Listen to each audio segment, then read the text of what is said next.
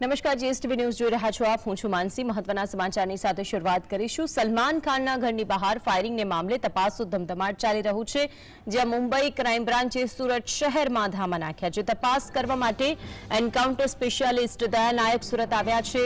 મહત્વનું એ છે કે સલમાન ખાનના ઘરે ફાયરિંગ કરનારા આરોપીએ રિવોલ્વર તાપી નદીમાં ફેંકી હતી, જેની તપાસમાં ક્રાઇમ બ્રાન્ચની ટીમ સુરત આવી છે।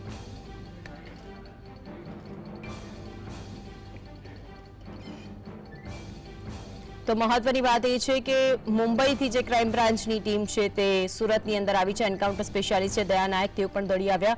મુંબઈમાં સલમાન ખાનના ઘરની બહાર ફાયરિંગ કરી આરોપી સુરત આવ્યા હોવાની જે માહિતી મળી હતી, તે પછી મુંબઈ ક્રાઇમ બ્રાન્ચે સુરતમાં ધામા નાખ્યા છે। આરોપીઓએ તાપી નદીની અંદર રિવોલ્વર નાખી હોવાથી એન્કાઉન્ટર સ્પેશિયાલિસ્ટ છે દયા નાયક, તેઓ પણ દોડી આવ્યા છે અને હાલ ક્રાઇમ બ્રાન્ચની ટીમ તાપી નદીમાં સર્ચ ઓપરેશન હાથ ધર્યું છે।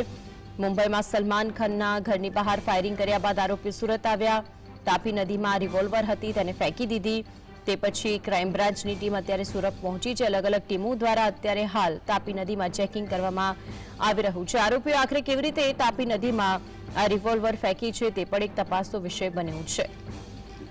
તેની અંદર કોણ કયા કનેક્શન સામે આવ્યા છે, શું તેઓની સાથે અન્ય કોઈ પણ જોડાયેલું હતું કે કેમ, આ બધા જ પ્રશ્નો અત્યારે ઉઠી રહ્યા છે ને તેના કારણે તપાસ પણ હાથ ધરવામાં આવી છે। મહત્વની વાત છે કે થોડા દિવસ અગાઉ સલમાન ખાનના ઘરની બહાર બે શખ્સો દ્વારા ફાયરિંગ કરવામાં આવ્યું હતું, જો કે એ બંને આરોપીઓને પકડી લાવવામાં આવ્યા હતા અને આ જે આરોપીઓ હતા તેઓ સુરત આવ્યા। સુરત આવીને તે જે રિવોલ્વર હતી તે તાપી નદીમાં ફેંકી દીધી હતી। મુંબઈ ક્રાઇમ બ્રાન્ચ અત્યારે હાલ સુરત આવી પહોંચી છે। હા, જેમ કે વધુ માહિતી માટે સંવાદદાતા સાહિસ જોડાઈ ગયા છે। સાહિસ, મુંબઈ ક્રાઇમ બ્રાન્ચના ધામા છે સુરત પર, વિગતો શું? જી બિલકુલ, મુંબઈ ક્રાઇમ બ્રાન્ચના ધામા સુરત નાખ્યા છે, કારણ કે સલમાન ખાનના ઘરની બહાર ફાયરિંગની ઘટના સામે આવી હતી અને તેને લઈને મુંબઈ ક્રાઇમ બ્રાન્ચ દ્વારા બે આરોપીઓને ઝડપી પાડવામાં આવ્યા હતા।